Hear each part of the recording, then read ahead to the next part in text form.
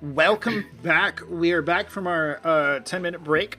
We have just got through with Thomas and Captain Harris having a rather intense conversation. And I think that they have come to know each other a little better. Yeah.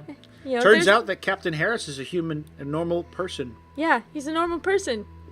And Thomas is a normal mage. Yep. No, he's a normal person too. Thank you. Thank you, Cassie.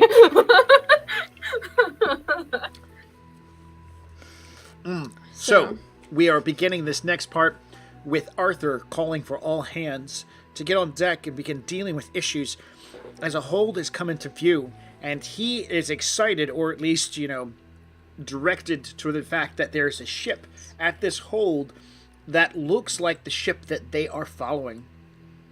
Now, unbeknownst to the two who have been in the captain's quarters for their conversation, Arthur has been on the edge of the deck watching the entire time. He knew that Anne had plotted the course coming to this hold. Somehow, when he was watching the hold, he was expectant to get to this hold before the ship does, but that's not the case. What he sees through his telescope is that the ship has already made it there. And so he is in a slight panic. He begins to organize the crew. Change the sails. We gotta turn. I see the ship. It's right there. And so that seems to be like the main kind of collection. The crew is active, going to the rigs, pulling on pulleys, checking people's safety lines. Thomas comes out, staggers a little bit to one side, and begins kind of having this shifty motion as the whole of the Amber Falls begins to rotate. The tiller sails cut hard into the wind to catch and begin shifting the back end of the ship so that the front end can point toward the Void Pier. One of the things that is unique to sailing in the Void is the fact that you can turn the ship 90 degrees or 180 degrees, and you will still be on the grindstone deck. So when there's a hard turn that needs to happen, they aren't afraid of twisting the boat in ways that would be completely unnatural in water. Exactly. And actually impossible in water. Exactly. But what happens to the less coordinated individuals is that when space begins to shift around them, they decide to stay in one spot, where a crew member who's not drunk is like, oh man, the stars are spinning, I'll just hold on to something and be fine. While a drunk crewman standing out in the middle of the deck's like, wee, I'm gonna hit the deck now. I would imagine Thomas is like trying to brace himself, and he goes, "This is much worse than usual." All right, so Arthur begins making calls. What is Thomas going to do? I mean, Thomas is feeling a little more confident than usual, possibly from the alcohol, and he'll I guess ask Arthur, "Hey, what do you want me to do? I'm here. Let me help. Right. Let me do things. I can count things. I'm really good at counting things. I can organize your shelves." All right. If you'd like that. You bell at Arthur, and he continues to yell at the rest of the crew. You don't think he even noticed you. That's fine. I'm just gonna... let's see, what can I do? I can help with the rigging. Yeah, I can help with the lines. Animate rope. All right. Because you're drunk, you automatically incur a spellcrafting roll to succeed in making your spell go off properly. You are not beyond your capacity to realize that you are not truly in control of your facilities. So I'll let you choose how you want to move forward. Okay, I mean... In short, you know you could screw this up because your fingers aren't moving the way that you want them to move. Or at least you don't see them moving the way you want them to move. I have 20 fingers now. What the hell? What the fuck is going on here? I mean, I don't know. I kind of because you said the threshold was a 14 and I got a 12. Am I that drunk where I'm No, like, you're not. You just you are tipsy enough to where you know that, oh my gosh, but I'm tipsy right now. Yeah. Yeah. I'm feeling a little fun. That's what my sister and I say. Yeah, Okay. there you Yeah, go. no, You're feeling totally agree. a little Totally fun. fun. That's a perfect description for I'm it, not actually. putting any penalties on you making this roll. It's going to be 10 plus the level of the spell that you choose to cast that you have to beat. No penalties. If you had failed more than one, then there would be penalties. That's fine. Let's see. This is a level 0 spell, if I am correct. So you're looking at a 10. There you go. Yeah. Don't roll a 1. You had to say It's level 1. I did that. Level It's 1 level spell. 1, so you I need got 11 to or do better. that because you always do I that always to do me. that. Don't roll a 1. So don't do it to me! So you said spellcraft? Yes. Ooh. I think It. I don't think that's a 1. 16. All right. What spell are we casting? Animated rope, please. All right. Seeing that one of the 4 masts on the starboard side is being manned well, you look to the port side and see the sail is still full. Not a single rigger is over there. At a call like this, that's third shift. Third shift. You see the lone rigger, the one that had whispered to you, Master, as he left the pantry. That's not called pantry. Canteen. Well, mess hall. Yeah, mess As he hall. left the mess hall, he is there in the foresail by himself. Also, if anybody has a cool name that they think that this guy should have, we are still taking names, We're people. fishing for a name. He needs a name because he's going to be he. And if you remember, if you were here during the intro and I used that one voice in which the guy was like blood, he's going to have a name too. So we need a name for him. He's a salty individual. We're going to give him a war background. And the Keshin in which Cassie was voicing, the one that kept saying bastard. Oh, that was a Keshin? Yeah. Oh. She's going to get a voice as well. She needs a name. So I have that one, and then I have this one up here in the top, and then I have, I like that one. and then you can go and make your rolls, and everything will work out just The fine. one that was up here and the one that's down here. So we've got 2 characters that need names. We have a total of 4 characters that need names. And I can name all sorts of things, but we want our audience to be part of this. So, Soy Mage is correct. Galley is the term. So as you were leaving the galley, he was the one who referred to you as Mass. You see him in the foresails on the port side, struggling by himself.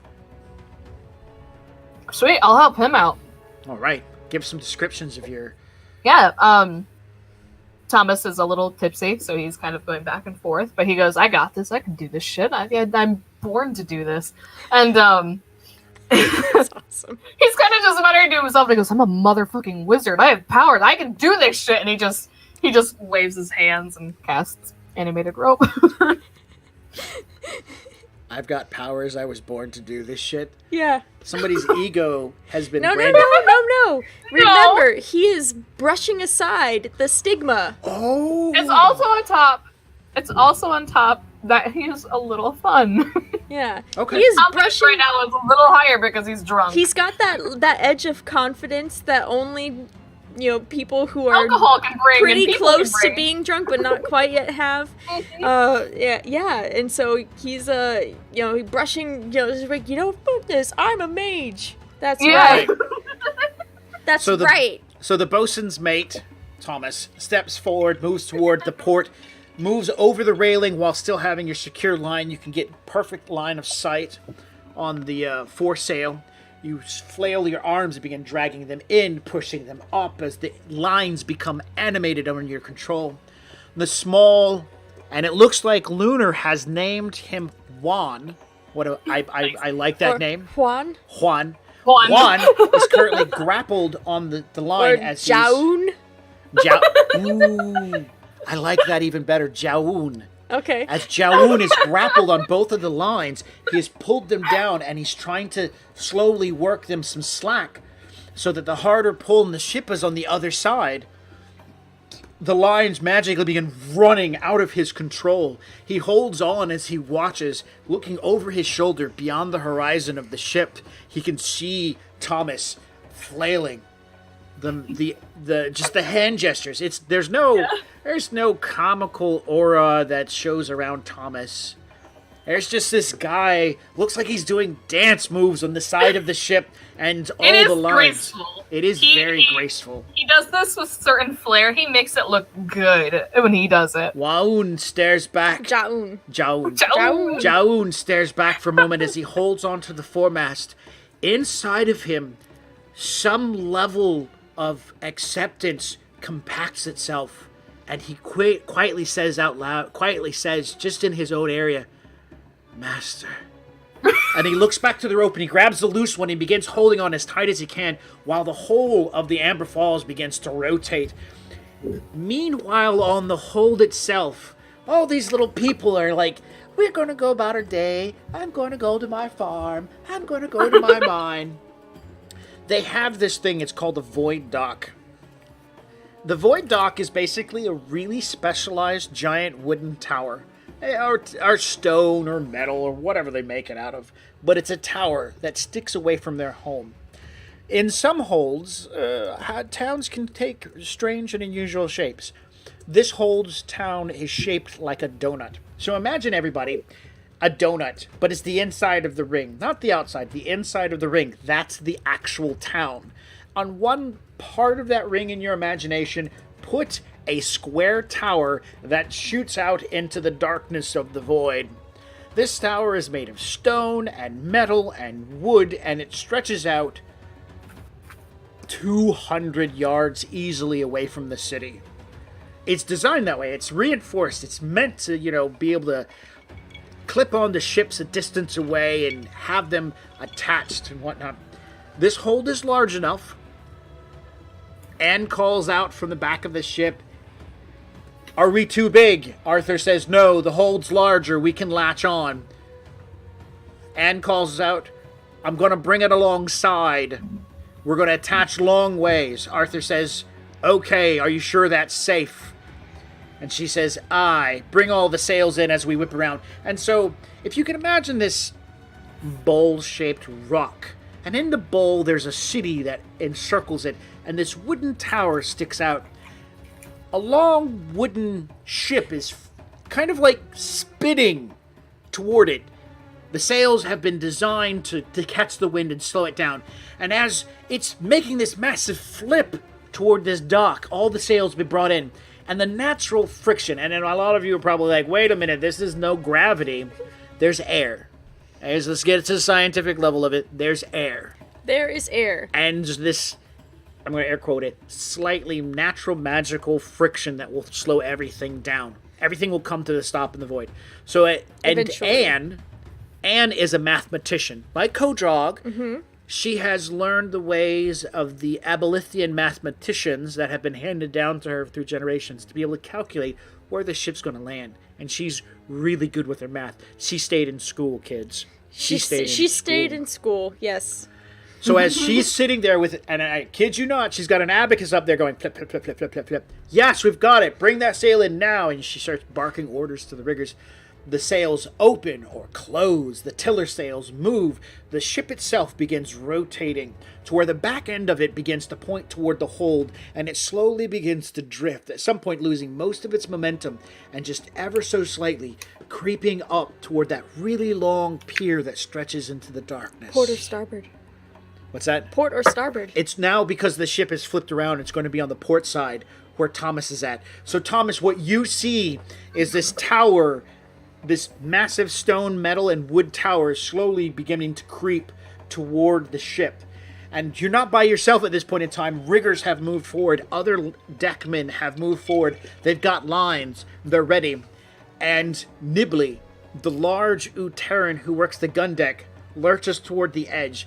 He clings on to the edge of the ship, not by grindstone boots like you, but his massive claws. Where the doctor has delicate features with his appendages. Nibbly does not. In fact, one of them is kind of a stub, And then he's technically what you would call blind in one eye. And part of it, he's very deformed, like he got into a horrible accident or, something attacked him, and he's got this, like, maimed side from one side of his face down and into, like, his upper left appendage. And so but it's kind of like a stumpy claw now. It looks like it will still knock the shit out of something. And it's still mostly movable. But yeah, he's not right in the head. He gets to the edge of the ship next to you, and the railing doesn't have any hindrance to him. He walks over it because his legs are he's got large forearms, and his spare limbs that come out of his back are also extra limbs. And he lunges like this grasshopper-like leap off the edge of the ship, spiraling straight toward... Yeah. Oh, I love it, Soy Mage. Write that down. I'm writing it down, Thank you very much for that share. Damage from a gun carriage explosion. Yeah. He launches himself toward the pier, and he begins flying like an organic missile. And as he gets close, you see these prismatic wings. They're muted, they're small, but they sprout from his back and they begin controlling his, like, strange flight. And then like a living anchor, he latches onto the side of this thing and begins running up, where other nearby men on the pier itself grab the rope from this monstrosity and begin running it through latches and whatnot. Yeah. Others run up with large buffer-like batons to stick out toward the ship to help slow it down. You also see the mute gunner, Fern, launch herself off with a rope actually tied around her waist, and you see as she launches herself, her hands go kind of like behind her, and you see this puff, puff, puff, puff of flames that just seem to like propel her forwards in the direction that she needs to go. So she lands on the deck on the far side, away from you, on the dock, and so she can help get that latched on, and they continue to pull in the boat. So two Nibblies is probably a little more impressive than hers, let's be honest, because superhero landing, slams into the dock, looks pretty epic. But she can also Iron Man she Iron Mans her way over there. Around over. So there's that. These people with buffers out, some of the crew comes out as well, and you see 3 men along this side of the ship. Long, really freaking long ship. You don't really know how this is going to work out too well. They come running up with these buffers, which are large poles. On the end of the poles, these poles are more expensive than you. Why? Because at the end of the poles are these large heads covered in this magical material called rubber. Rubber is so expensive and hard to come by. These poles are large, so they come out and they brace these poles in special ports. The lines that have been brought over to the pier are being pulled taut. The two start to collide. They don't have rubber bumpers. They have large buffered poles covered in like cotton and soft material. So when the ship collides with the buffers, the men will be able to walk it back and basically slow the ship down. When the ship, the Amber Falls, hits the pier, the pier begins to move. Not like, hey, I'm shifting aside, more like it bends like a fishing pole. And you can, because it's so long, you can see it bending. Yeah. And drifting to one side, and then it slowly starts to kind of stretch back to where it's supposed to be. It's longer than a football field, let's put it that way. Yeah. And so it slams into it slowly and gently as the ship begins kind of coming back. The flags are being waved. Nobody's carrying arms. Nobody's like, oh my god, the ship. This is all part of some natural phenomenon for their job. Yeah, this is all normal. A moment or two, the calamity, the excitement begins to bear down. You continuously move your hands to help with the sails and yells out, Thomas, loosen all lines. Bring those sails in. If you can wrap that up, that would be great. Juano, Gotcha.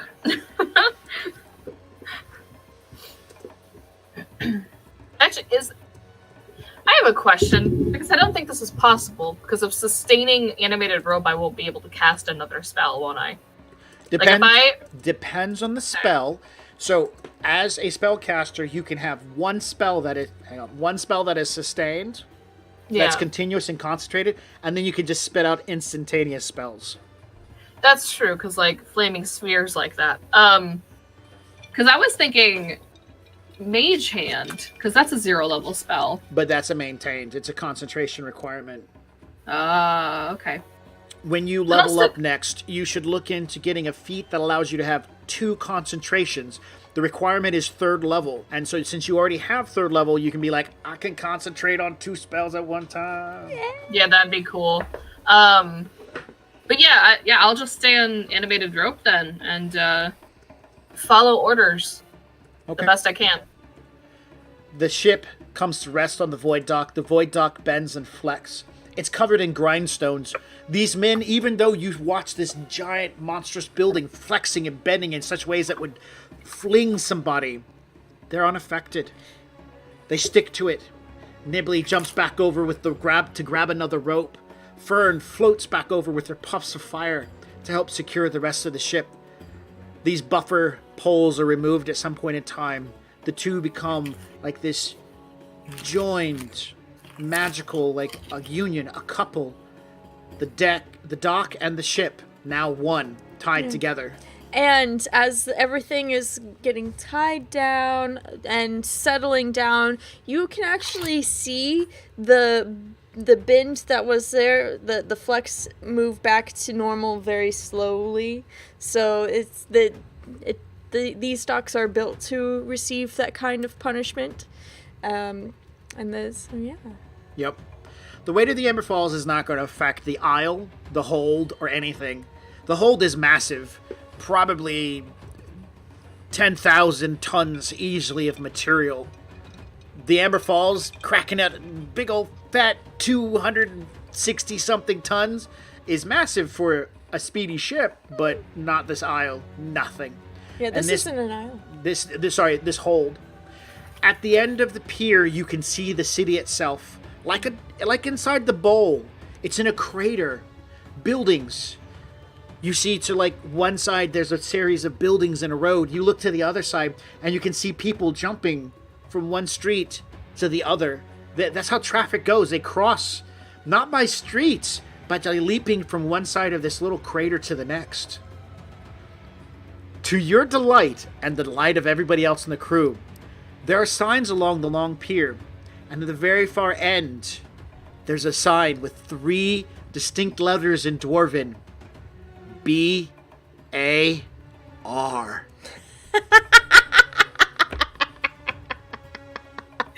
Arthur moves to the side of the deck at this point in time. He's looking about. The dockmaster's mate moves forward and greets Arthur. Arthur responds in kind and says the name of the captain, the ship, and their mission here. The dockmaster's mate responds in kind and says the fees that it's going to cost to stay here. And Arthur moves forward, leaping and drifting through the void, producing a pouch. His grindstone boots land him next to the dockmaster's mate, in which coins are brought out. An eager voice leads out. Begging your pardon, sir. Is there permission for shore leave? Arthur will not turn to face the crew, and he said, there will be soon. Just hold yourself and get ready for taking care of any domestics that I see fit to do so. Aye, sir. Domestics, lads, and then we get shore leave. And the crew get excited. This tiny hold is known as Barthel's Hole. Why? Because 2 things grow here, formidably. A special type of very sweet wheat. Ooh. What is the ship's size again? Slope, galleon? I would call it a yacht. No, it's not a yacht. It's like... It's definitely larger than a slope. Yeah, it's about the size of a galleon, and it's long. Yeah. And massive. We can talk stats later. Yeah. I mean, I've got it all written down. I figured it out. I've done the math behind it. We can talk about my loofing diagrams and stuff like that. If you really want to get into it, I've done the math. It's a very long ship not quite as wide as most ships would be. It's maybe about 2/3 of the width that a ship would be. She's long. Of that of the length. She's long, she's lean, and she's heavy. And she's built with a lot of support to hold her sails. The most important thing to think about when you're thinking about how sails work in the Shattered Isles, it's like a parachute. You're trying to grasp the wind, and then you're trying to use those chutes and your tiller sails to control the direction the ship is drifting at. Other than that, that's pretty much it. It's a lot of drifting and being pulled around until you get a hold of a mage, and then everything changes. Yeah. What? All right. So, people jump on the domestics. Thomas, you're standing on the edge of the ship. Arthur is currently talking to the dockmaster's mate. A lot of excitement is kicked around. There's a bar. There might be a brothel. There might be ladies. Or gents. Or whatever floats, whatever sails your boat. Yeah. Well, in the void, it would be floats your boat. Yep. Yeah. So, gosh, yeah. As Arthur pays them in, the ship that you guys were chasing is where? It's floating. All right, so not all ships can easily dock and stuff like that. Some of them don't want to. Some of you just, your shift will drift at this point in time, and then it'll stop. In the void, most things have a tendency to follow other larger objects. It's crazy. Nobody really understands it. They just accept it as one of those things. So then you get into a smaller ship, and you take your smaller ship to the actual city, and you leave your bigger ship just kind of like floating along. It's cool. It's great. It's like some sort of ungiven rule. Magical force. Gravity. Larger objects, on the other hand, won't just follow along. They'll continuously head in the direction of larger objects. So larger ships tend to latch themselves off to holds and void bridges and piers and stuff like that, so that the large ship won't slowly but surely crash in. So this small ship that they've been looking for is sitting about 150 yards, just drifting. Sails all rolled up. Deck looks almost deserted. I have a question. Yes. Sure. We're chasing this ship. Yeah. Have to do domestics, and then we get shore leave. Why are we not going after the ship? Why are we not going after the ship? Because you're going to open fire on the ship just at this point in time. What? Well, Okay. here's the thing. Like, There's I'm a not princess. just thinking of Thomas in this situation, because, I mean, he'd say the same thing I'm about to. Do they know that we're here?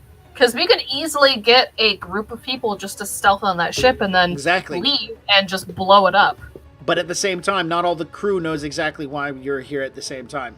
So Arthur's taking care of the domestics. You're sitting there going, what the fuck's going to happen next? You are in on what's going on. You were there when everything started. Yeah. Everybody knows you're chasing the ship. Not everybody knows why. And some people are pretty much concerned mostly about getting drunk and laid. Yes. Sorry, priorities. I mean, for a bunch of almost pirates, yeah, I get it. Okay, fair enough. I've dealt with pirates in my past life of Paige, so. As you stand on the edge, the port side of the ship, a hand grasps you on the shoulder. You turn to see Anne standing next to you. That was amazing. Those were good controls of the foresail. Thank you. Yeah, it's a very simple spell. Glad to help. Thomas is a little, like, he's obviously a little drunk, but he's just kind of trying to be nice. Just very shy about it. So, Anne will turn to you and say in a hushed voice, as people are worried about doing stuff, and she'll say, we'll be making a little bit of a side stop. And she gives a gesture over to the ship in question. I'd like to take some people with me. I know that I will be going. Will you go with me? Of course. Do you have any magic? Magic that will hide us? Let me look through my books. This one is so happy sounding. I don't It's like I don't so think hopeful. I feel this. Will you join us while we go over and scavenge that other ship and possibly kill its Yeah, crew? I feel like I'm back in Ponyville. Here we go. Here's one. There we go. Thomas just immediately makes cupcakes, and he's like, "Oh, this is the wrong spell." Doing stuff. Cupcake spell. Oh man, spells of invisibility. So, You know, there is. Okay, hold on. Stealth. Stealth is dexterity. There's like Fox's cunning and something else that can increase dexterity. Cat's Grace. Cat's Grace can subjects gains +4 to dexterity for a minimum of 1 minute per level. So I do have Cat's Grace. what level spell is that? I don't think you do. Level 2? Ooh, then you do have it. Yeah. Yeah, Fox's cunning is intellect. That's right. I'm looking at basically my spell list that I have. Levitate, no, but that is helpful. All right. Arthur begins handling the majority of the crew. He begins talking things like, we need to get some domestics done. You need to do this, that, and the other. Everybody's going to stay on ship for the period of time until I say otherwise. The dockmaster, of course, is very, oh, sure, not a problem. What you guys here for? And he says, pleasure. And he goes, oh, well, we've got a bar down the way. It's got its own special brew, blah, blah, blah. And the guy is like doing a salesman pitch of some of the more natural found things here on this hold. Hey, you guys, you should do this kind of stuff, blah, blah, blah. And Arthur's just like taking it. Yes, that's great. I was about to call Thomas Arthur. Am I drunk? So Thomas will lean back over to Anne and show her his book, which is probably written in Draconic, because he can speak that really clearly. And because he's just like, oh, I have this one and this one, and it's invisibility and the other one that I just mentioned, Cat's Grace. Cat's Grace. Cat's Grace and invisibility. They're both level 2 spells. However, as Paige, I don't know if because I specialize in, I think, evocation, because I'm using evocation and transmutation. And I don't know if I can use illusion. I don't know if that'll, affect it. I remember, certain schools that you take effect. You can't use certain spells from different classes. You had to choose that during Character creation. Did you choose that during character creation? I chose, I think, because I was either debating on specializing or taking the class in transmutation or evocation, because I know his bloodline would be evocation. Do I get to choose what spells I don't get to use? You get to... I thought it told you that. Yeah, you get to choose the classes that you're, that you don't get to do. And by the way... I know. Well, I know. I will allow to take... I will let illusion be one of the things I can use, because... Or you can choose divination. I don't mind if you don't have the ability to cast other forms of detect. Yeah. Oh, yeah. It's just, there's... yeah. It is whatever Well, you... I mean...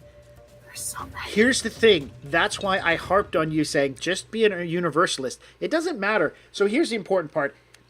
As an evocationist, you get, the ability to do some other things via Pathfinder rules. I get to throw my magical blasting thing. You have not ever used that. So if you haven't actually specialized in evocationist, you've been a universalist this entire time. Now, your family's history is evocationist. But that doesn't mean you have to be. Exactly. You can be like, look, I haven't used it. As game masters, we have this one kind of mentality when it comes to character design and play. Yeah. If you haven't used it and you think you should take back on it, do it. Takesies, backsies are a thing if you haven't used, a feat or a spell or whatever. If you haven't used it and you're like, you know what, this actually isn't working out for this campaign, fuck it. Get rid of it. Yeah. Pick something else that's going to work for you. The worst awesome. thing you can do to a player is they choose to play a ranger. They choose the favorite enemy, dragons. They choose the favorite terrain, woods. And you never run across woods. Or dragons. And that's not okay. That's like when I start up a campaign and she does too. If you don't pick all your languages in the beginning, That's fine. Yeah. Pick them up as you go. I never select extra languages on purpose. So that you can fill it in. Yep. Because this game is about telling stories and having fun. And if you are at the point where you're playing and the players are like, man, my goblin language has been completely useless since goblins don't exist in your world. Exactly. I'm laughing because I know that feeling. My last Pathfinder game kind of went that way, where I had spells and I had things that were never used. Exactly. Okay. So just keeping that in mind, Yeah. and the audience, keep that in mind. We're very loose with that kind of stuff because we want to tell a good story. We don't want to restrict the players because by the rules. Yeah. So. This is fun. It's meant to be fun. Yeah. So with that said,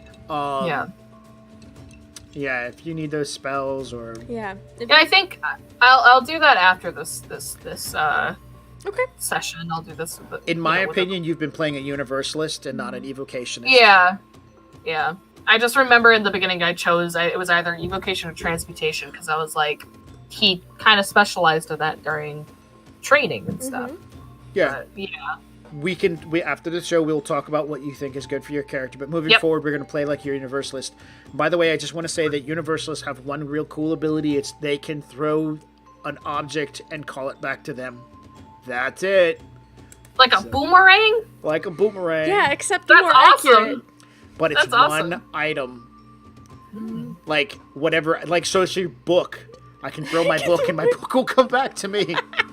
Shut up. I think one of the it's probably a feat. We'll talk about it later. I have this thing where it's like my spell book is close to me. I remember what it was, but I don't remember what it was, but I remember that's a thing. Okay. It was like choosing a magical item. But yeah. Excellent. So Thomas will tell him that he has invisibility and cat's grace, and he'll explain what they do. Excellent. So, you explain very, briefly what they do, and is, definitely agreeable. It's like, those should work just fine. We need to put together an away team. I totally use Star Trek there because it's awesome. That's actually what they call them. Okay. Away teams. That's a nautical term. Soy Mage would agree with me, but he's away, so he's stuck with this. So, yeah, and we'll look to you, Thomas. Pick your people and head over. I'm picking my own people Yes. for this mission. Yes. How many are we bringing? 3. And we'll say, look, still standing next to you at this point in time. There's a good option. Pick Larry. No. And we'll say to you, you are a magic user. You are skilled in the arts arcane. If you believe you should take 2 to 3 people. Take whoever that you think you need. But we need someone to go over to that ship secretively and scout it out and figure out who's on there and whether or not the princess is there. If you feel you get over there and you see that there are people on the ship, come back and speak with us. If you need any more assistance, Arthur is somewhat skilled in the arts of communicating, stealth, and communicating. He can teach you how to use a mirror. I would probably choose him to go along anyway. Look at him. Thomas just makes a motion towards him as he's giving orders, and he goes, he's strong and tall and probably really flexible. But I'm getting off topic. That'll work. Yeah. She says, if you really want somebody who's strong and flexible, that's Dimitri. He's ill right now. Dimitri? I don't know. She turns and looks to Dimitri in the lines. No, he's right there. Wasn't he sick though? He was. He also he got recovered better. just like you. Oh, that's Yeah. right. Thomas says that. He goes, "Oh yeah. I want Dimitri. He's great." All right, we can suggest some other people if you'd like. Yes, please. Gaz is there. Fern he's is, large but he's and muscular. he's a large man. He's like almost, he's like what, 7.5 foot tall. So he's all muscle. Yeah, all muscle. He's hard to With or hide. without a shirt on. There's Fern who you've seen move on her own. There's Nibbly who can also move on his own, without having needing a whole bunch of help. Larry. The doc, Nibbly can hover, so he can kind of propel himself through the void. So Nibbly is a uterran. Uterran. So he can like crawl on walls, I'm guessing, and stuff. Yeah. Mm-hmm. He can't do now. He can't do all of the things the doctor to do. The doctor spit that he did with you earlier. Nibbly can't do that. No. That's fine. I'm thinking, because if we're gonna do a strict black trench coat stealth run, pretty much saying this. Thomas is bringing Nibbly, Dimitri, obviously uterran, and probably somebody else who can. Who's one of the best engineers that we have on the ship that can actually, like, for example, go into our engines or wherever that we power the ship from and damage it in some way. Because that would also be a great thing to do, is get on their boat, get the princess out, and also damage one of their ships so they can't follow us. And or can't attack. It would be a sailing damage instead of an engine damage, and that would... Okay. That would be anybody who's a rigger. Yeah, such as Dimitri. anybody who's a rigger. Yeah, so there's Dimitri. Also, if you just want to set it on fire, Fern's is an elym with the power of fire, so there's that. So, you're talking about taking Nibbly, Dimitri, and Fern. Fern to set things on fire, Nibbly for his special skills, and Dimitri for his ability to disable the ship. And you, because you can turn everything invisible? Yeah, well, I can also blow up the ship if I so wished. So Thomas doesn't say that out loud, but... so yeah, you pick the people that are, you are confident. You pick the people that will help you do the job without you really having to do anything other than make sure they get there and get back. You're the bus. You're the bus driver. Pretty much. I mean, I'm gonna be helping. I'm gonna be helping as much as I can. Plus, I'm good at speaking, somewhat, with my social awkwardness. Okay, so you select these crewmen, and we'll help you gather them into one location while the rest of the crew is working on domestics. Larry questions, how come they get to wander off and go do other things? We all got to do work. And Arthur tells him, oh, that's because they're cleaning out all the buckets downstairs. Crap. And Larry's like, oh, yeah, have fun with that. I took a big shit downstairs. Of course you did, Larry. And of course you guys go down to the gun deck, which has been cleared out. Yep. And Nibbly doesn't have those graceful antennae that the doc has. His are very, like, they're more compact, and they kind of he pokes you more than brushes you. It's just this hard, like, oh, okay, yeah. Yes. Go ahead. But Sense me. The thing about Nibbly is that he cannot communicate in words. He communicates strictly in pictures. I can do that. I can work with that. So, Fern and Nibbly are pretty much on the same page. Fern is mute. She doesn't speak. And so them working together on the gun deck with Barnacle works out pretty well. And so, like, once he brushes all of you, you can hear everyone else in your head as if they were speaking to you, except for Nibbly. which comes across as pictures. Yeah. Pictures and feelings, like you see the flash of the ship that you need to go to and have this strong desire to, like, let's go. Mm. Yeah, like you're being pushed by wind in that direction of the ship. Mm-hmm. But like in Fern's head, the voice, and here's the interesting thing, her voice in her head is what you imagine. So of course, she sounds like a small voice. So the voice that you hear from her is like a very childlike, almost whisper. And you're like, okay, he says that we're ready to go. While Dimitri sounds just like Dimitri, you would Yes. expect him to sound like. Yes. Hey. All right. Yeah. So, this is your show. These 3 NPCs are now at your guidance. You can tell them what to do, how you want them to do, and we go forward from there. Dance! No, yes! Oh, man. I've never had minions before. Shit. Okay, so, first things first. Ship description. I need to know what kind of ship they have. A layout of the ship would be nice if you can get it. That's called a perception roll.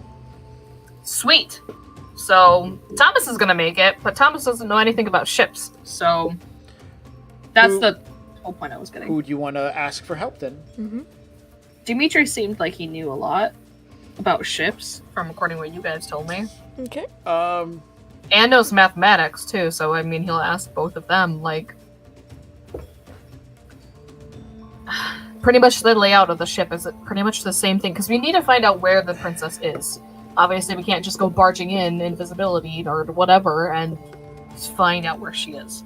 I'm gonna make a perception roll. Okay. Da-da-da. Ooh! 18, 19, 20, 21, 22. 22! The ship is a sloop that has been designed similar to the Amber Falls, that has 3 masts, main mast, and 3 foremasts, as well as a collection of tiller masts that allow it to maneuver really well. It has no... currently the bottom deck is wide open, so it has 2 top decks, one on this side and then one on this side.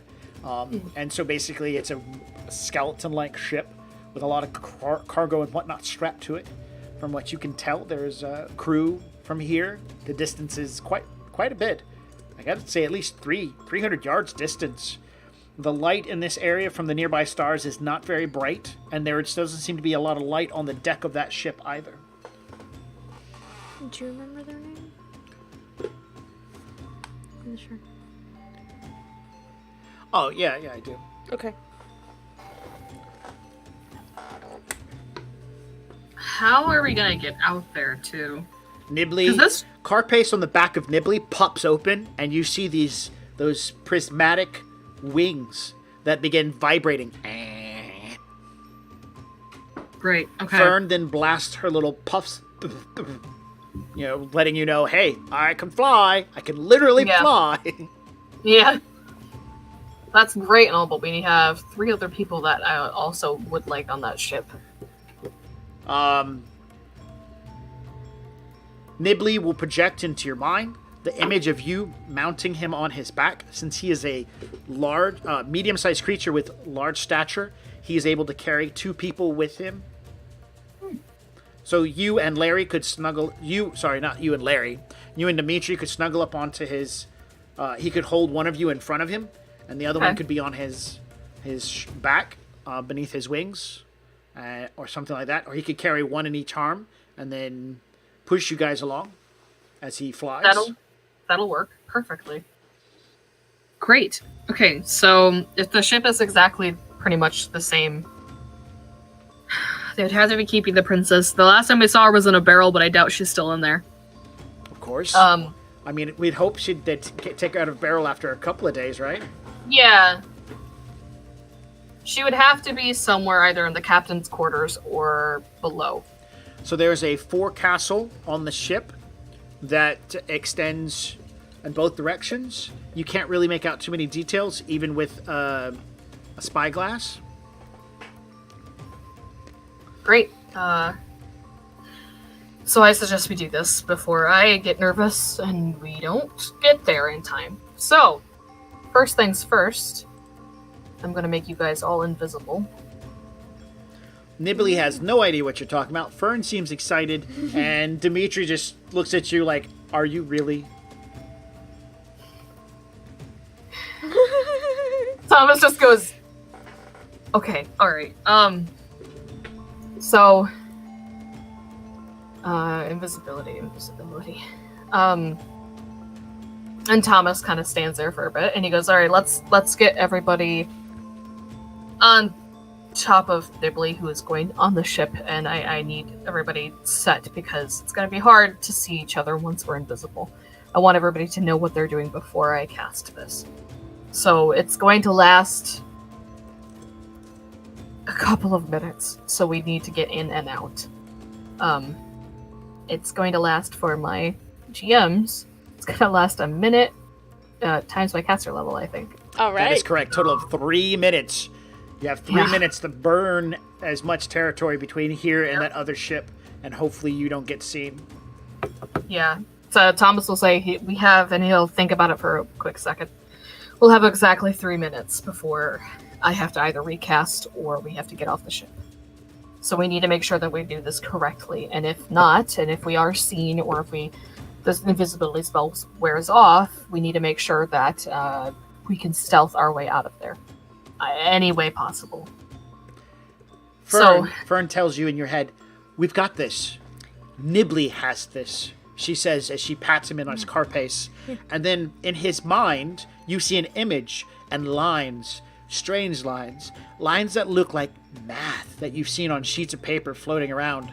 And the lines draw a curve from one ship to the other, and several other curves and trajectories or something starts passing out. And Fern just smiles and says, that's my Nibbly. That's my Nibbly. I'm sorry, you say it. That's my Nibbly.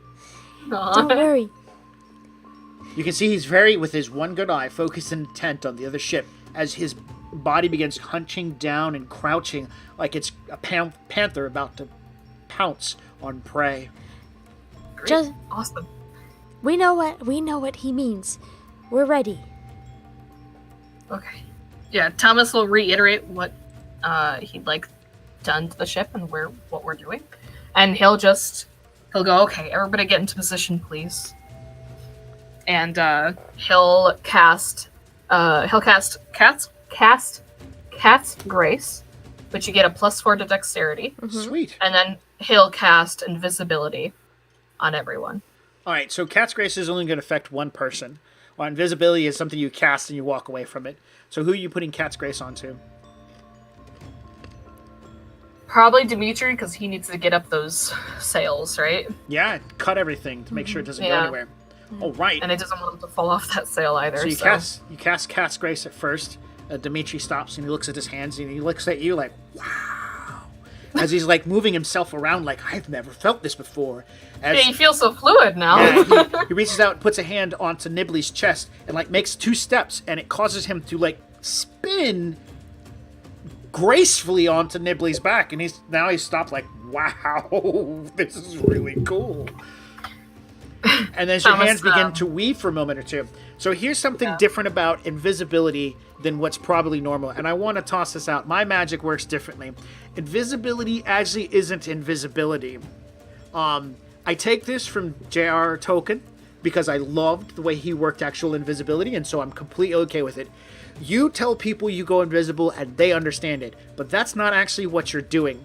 As you begin touching people, you're shifting them over into the shadow realm, a world which lies really close to everything else. You can still see the real world, but everything here is shifting forms and shadowy magic. So everybody who is now invisible can see each other, but you're no longer in the same world of existence. They don't know it, but you do. So you've literally just reached out and chanted your hand to push them into another world of existence. You were like, boop. Yeah. I feel like Thomas would explain it as they're like freaking out, looking around. He goes, "Okay, let me explain." he'll explain where they are, what's going on, but he'll be like, "It's much easier just to say you're invisible." Before you actually get the opportunity to explain, because you've already been thinking it in your head, and Nibbly is connected to you, he sends out the images of like things and an aura of calm as well. Like, the mage has this. He knows what he's doing. We're good. Yeah. One of Nibbly's biogenetic abilities is to, if he's speaking with somebody, automatically change their mood from like hostile to indifferent or indifferent to calm. Nice. Yeah. but he's got to get close enough to where he can touch them.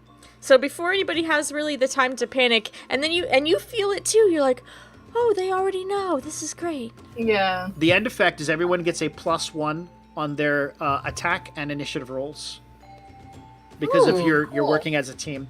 As you're like, yeah, you touch, Nibbly will grab a hold of you and pull him close to the inside. And as you realize it's happening, there's not a, hey, let's go, guys. Nibbly's already on top of it. His legs have been tensed up. They shoot, stretching out as long as they can. And then suddenly there's no ship around you, just void.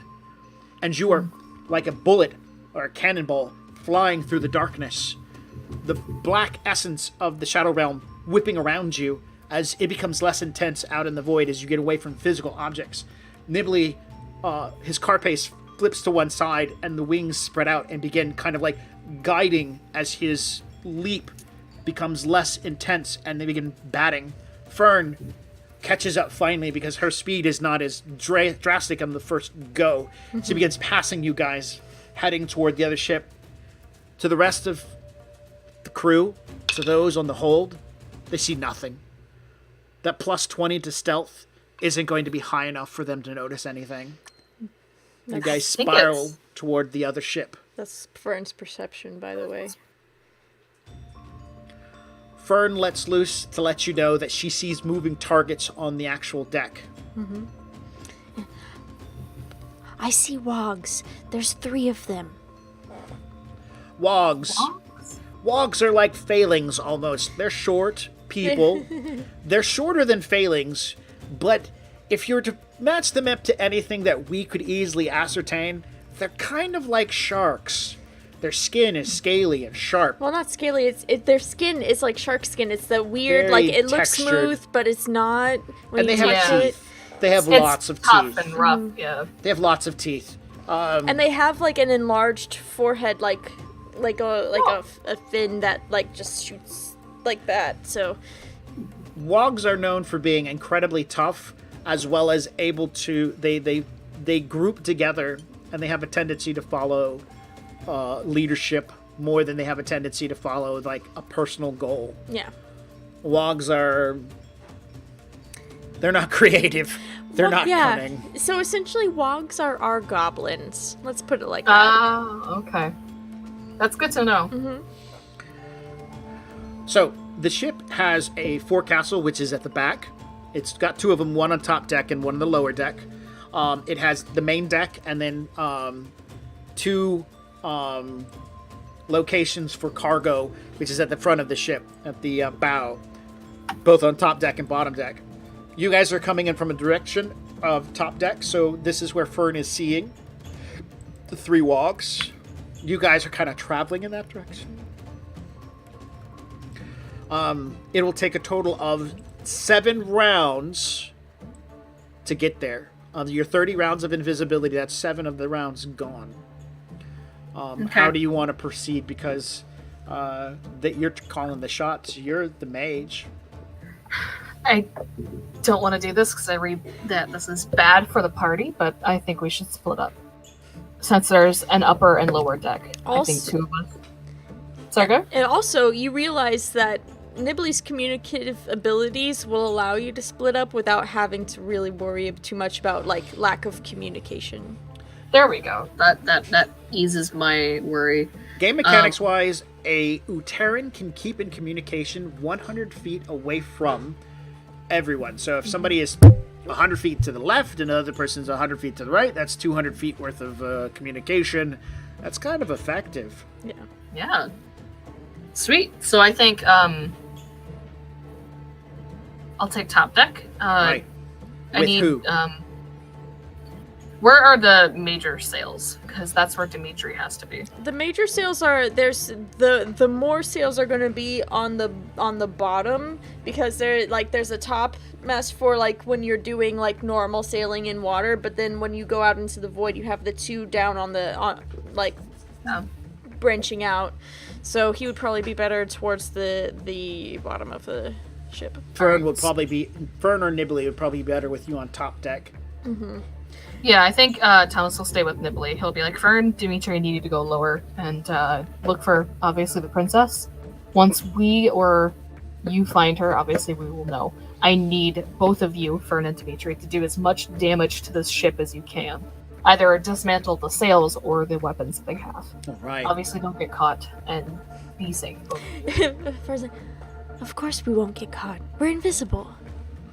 Nibbly says to all of you as you're hurtling in that direction, as you're like at least a round out, he goes, I have problems. No, you have to say it in pictures. Oh. The image comes to of Nibbly hitting the deck like a bug hitting a windshield. As he is now, as you guys are, because you're traveling so fast, he is fighting with his speed at this point in time. Oh, so Fern realizes that he's not, like, he needs more room to slow down. So she's like, let Nibbly go down below with Dimitri. With Dimitri. I can help you. Fair enough. So I go up and I like grab onto you kind Transfer of. over. Yeah, so that because Nibbly is moving so fast and I can slow down before we get into any trouble. So that way the Nibbly will go like under the ship and then kind of turn his way around and then meet back up with Dimitri. He's going to loop around so that he gets a longer turnaround.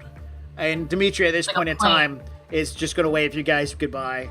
Yeah. She's just like, we're invisible. How can we see each other? Yeah. But we can! Like, Right. Yeah, it's weird because we It's can weird. see each other because we're in another realm. Yep. But we're like, yeah, we're invisible. It's All right. They disappear from sight. You guys begin coming toward the deck. Sweet. The wogs seem to be men, wandering around, poking things. They look like they might be at task. It's hard to tell from this side, from this world, what they're exactly doing. poking things. Task, poke rat on deck. Yeah, I guess when they land, I'm guessing because I'm saying it like a normal ship. So like the captain's quarters are like very like at the either port side or like on an opposite side of the ship, where the helm's above it. I'm guessing, is that how it works? That's how what I'm picturing. So Well, the bow of the ship is, of course, the front of the ship. The back of the ship, being the stern, is also where the forecastle is at. The forecastle is basically a nice way of saying the room on the ship. So there's a forecastle on the top deck and the bottom deck. So it basically means there's a room at the top and the bottom. sweet. Well, that's our main goal. So once landed, Thomas will start heading that direction. Okay. This deck has very few grindstones, which means that the wogs are using those pathways to walk on to keep themselves from floating around. Then I will, because we don't want to bump into them.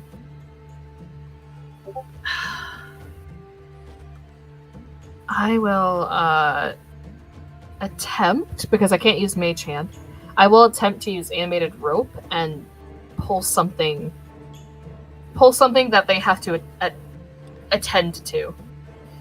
Cause the lines to knock cargo off the side or something. There you go. Okay, make a perception roll to find you something worthwhile. 16. All right, yeah, there's some barrels on deck. Sweet. Yeah, I'll just I'll knock that over and I'll actually aim it to hit one of them to like trip them up, to distract them for just a while. Okay, yeah, not a problem. No idea what this means. Okay, fair enough. 18. Okay, so yeah.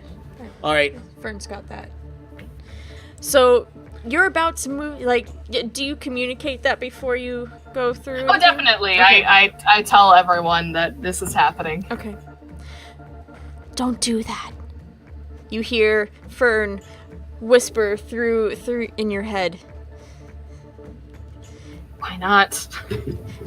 You see the marking on that barrel? Every single barrel is filled with gunpowder. And what do you suggest? We have to be on those gritstones immediately, or else we're gonna float off. Look. And she's slowly pointing to like what you thought was a wog. or a crew member, and you realize it's not. It's some sort of mannequin or poster board person that's there for show. Okay. I'm sorry, I just imagine like a cardboard cutout of a celebrity and they're all like, yay! Yes. And you look, and then you look again, and you see that the ship is full of them. All those crew members that you thought you saw are just fake. Fake. Like they're fake. fake. Everything else you notice is that those barrels covered in that marking that Fern just said are explosives. Yeah.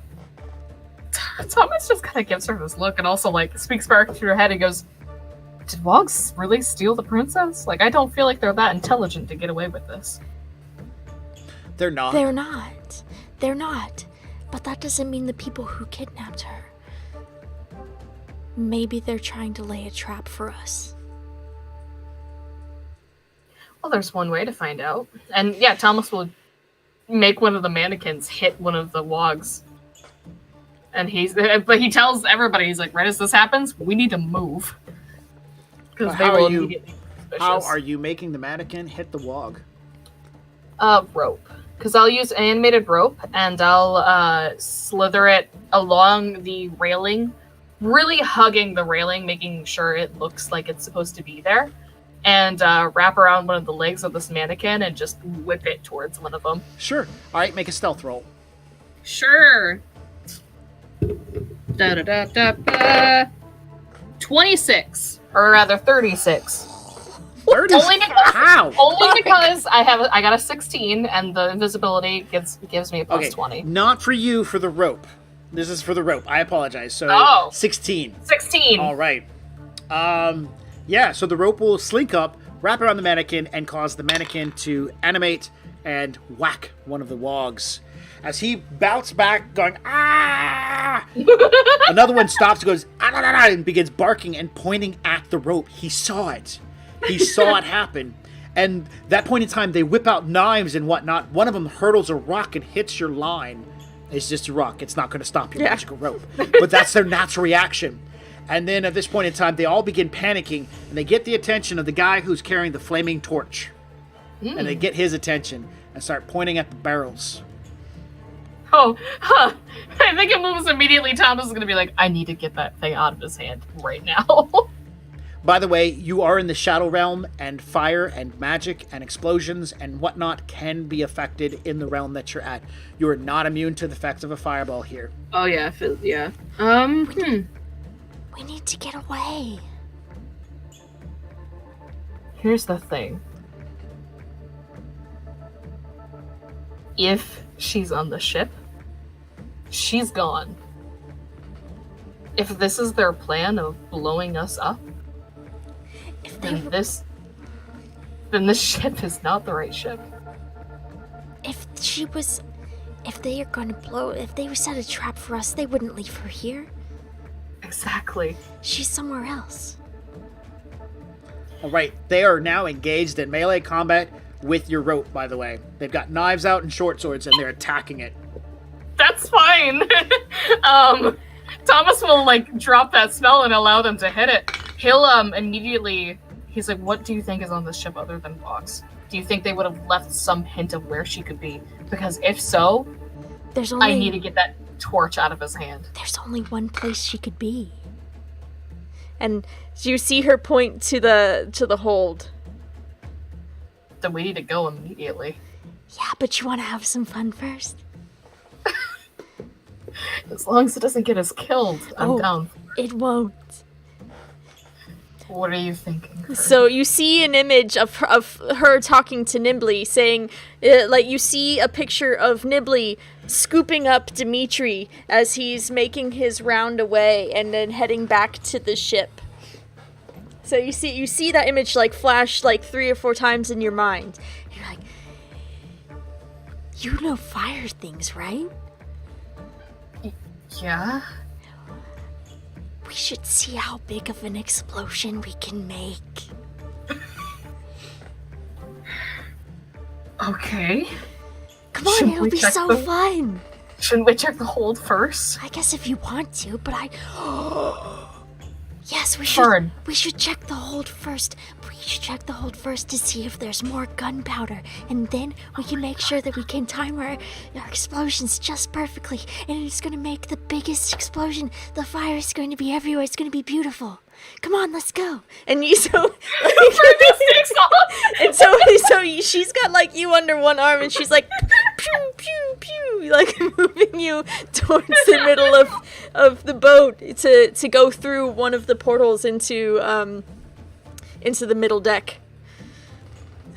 Thomas will allow this. The middle deck is filled with other crates. A couple of explosive barrels can easily be seen at this point in time. The ship is definitely burdened, but not with cargo that you would be expecting, and it doesn't seem to be jam-packed with enough gunpowder to turn this into an amazing 4th of July expo. But there's still plenty here. One of the things you are looking for is a large barrel, and you find it. A large winery barrel that you were discussed and seen and said, it's open. It has the marking Gaddafi on it. There's nothing inside of it. Actually, there is a little something inside of it. Oh yeah, you're right. I'm sorry. Go ahead. There's a scrap of fabric. Very nice fabric. Silk and chiffon.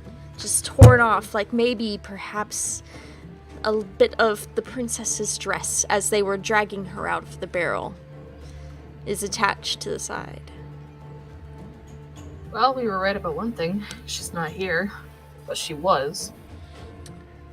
Dimitri said, I don't think I'm invisible anymore. People are looking at me weird. I'm cutting lines. Yeah, just go. We're Don't- blowing this place to hell anyway. Nibbly's gonna pick you up in just a moment. Move away from the ship. Yeah, far from the ship if this explosion's gonna be giant as you so say it's going to be. It's going to be magnificent. I.e. the firebug of the ship. Yeah. Fern, Thomas just kind of gives her a look in the shadow world like there's something wrong with Fern you. is the Like, Fern is the master gunner as well, so she loves explosions. you're very lucky that I have fire spells.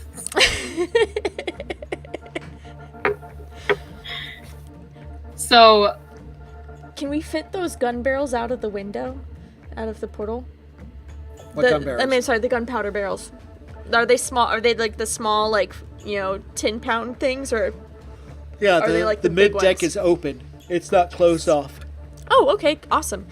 When they blow up, it's just going to send shrapnel everywhere. I mean, you can take it out if you wanted to. You could defuse the bomb if you run to. It's whatever you actually really want to do at this point in time with it. The Wogs, on the other hand, have claimed championship over the line that became animated because they killed it. imagine as it goes limp, they're just like, yeah! Like, Some of them might even leveled. yay, congrats! We're gonna switch that over. Thomas will tell Fern his idea. He goes, okay, Firebug, you're gonna love this then. Yes. I have a certain spell that will ignite this entire ship and also keep us safe. Really? Mm-hmm. I just need to be in line of sight of it. Oh, I can make sure you're there. Don't worry. Perfect. What can I do to help? Other than that, obviously. I can move the Well- we can move the barrels to another place if you think that there's a place better suited for it. Actually, where are you planning to cast your spell? Anywhere I can see the barrels. Right, okay. We're gonna shift all of these barrels in the mid-deck underneath where the walks are right now, okay? Perfect. So we're like... Yeah, so I'm guessing we're moving really fast because Yeah. So like we're trying to Fern is trying to like pick them up and move them towards the middle of the ship a little bit more. And I guess when she's happy with it, because she's got it all very nice and organized. You can see she's talking to Nibbly as well as he's almost turned around to pick up Dimitri, and she's doing this in pictures. She's like, got the stacks of barrels. She's got everything there. Everything's nice and tightly packed. And she describes like this amazing explosion that's going to happen in it like you see the pictures as they happen in like still frame, as she's describing everything to him. And like, okay, I think we're ready. Perfect. Then let's get the fuck off the ship. And you expedite your retreat away from the ship. As you're leaving, you realize your invisibility is more than half over. As you get a distance, like starting to come back. Yeah, you're That's feeling fine. it. You feel the sands of the magic slowly dwindling out as the reality of the real world is starting to enclose upon you. The real world doesn't like you being halfway in and halfway out of the shadow plane. Yeah. It's not It's like okay. It's trying to push you back in. And you go ahead. I mean, halfway out, when it's a good distance, like, Thomas will even ask, he'll tell them, like, okay, well, we're fading out right now, and so I'm going to cut off the spell, but are we good distance away? Do you think this explosion Fern and Nibbly are going to do, they're going to figure it out.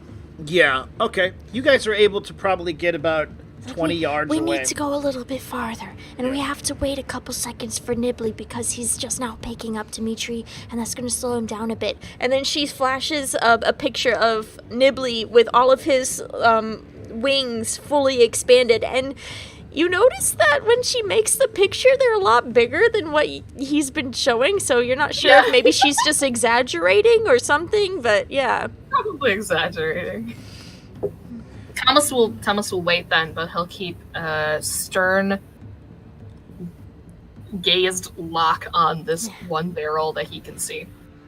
It's like the entire time. I'll let you know when we're ready.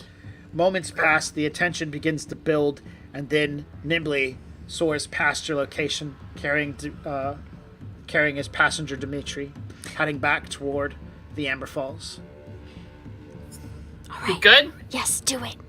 Actually, what I was thinking is that he's gonna expand all his wings so he can get carried in the blast away from it faster. So yeah. Thomas. So it'll be like so epic. Yeah, it would be. But Fern is always thinking about how epic it's gonna be, and not really, not really about the consequences, just how amazing it's going to look. Yeah, no, this little mutant grasshopper is just flapping his wings as hard as he can, like, I gotta get the fuck out of here. I mean, he's smart enough to know how explosions work and how crazy Fern can be. Yeah. He's not the smartest, but he understands how much explosives he saw, and he just wants to go. So, no, he doesn't have, like, epic he doesn't. No, it's just... She just has this impression that must fly. It's like, you better move, because we're going to... Okay, we're ready. All right. Thomas is, if anybody could see it, his irises start to glow until his eyes turn this bright red, and he casts Burning Gaze. Oh my god. And he sets this blaze on this barrel. All right. Is there a save throw? Does it automatically hit? Do you have to roll to hit? I mean, it is a barrel, but if you must know, I do. it's a fortitude saving throw. Yeah, which means you automatically hit. The barrel does not get a fortitude saving throw. That's right. There's a spell resistance if the barrel has a spell resistance. No, they wanted to light the barrel. Yeah. It's just they don't get to.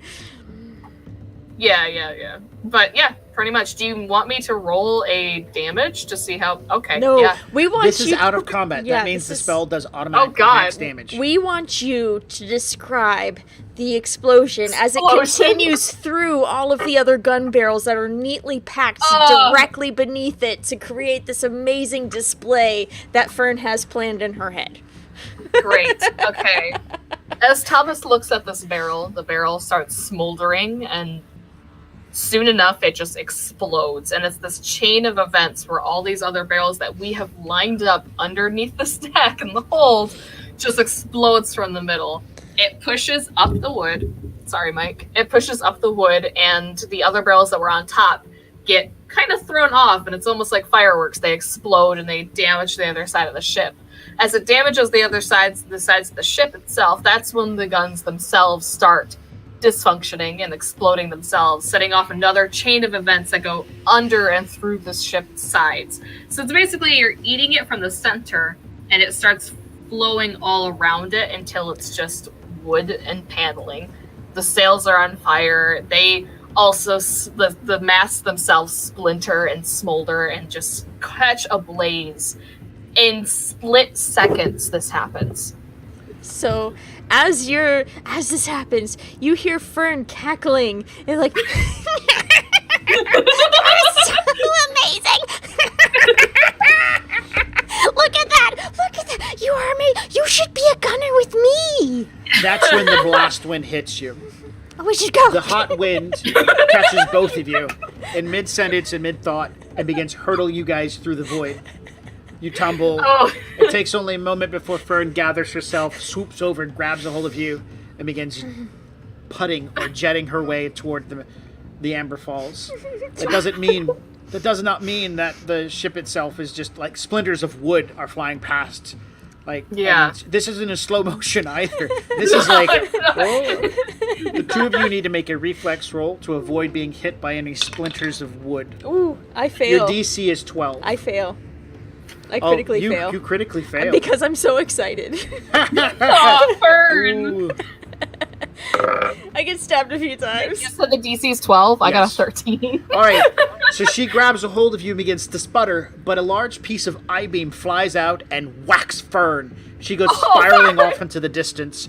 You are now drifting through the void by yourself, without a Great. line and without propulsion, stuck That's in the fine. field of splintered flying wood. And we call game. No! It is 8:17. We're about to... So it's past our time we were supposed to end. We had a little hiccup in the beginning. But now, at this point in time, we leave... at this point, Team Rocket blasting off again. Yes. Pretty much.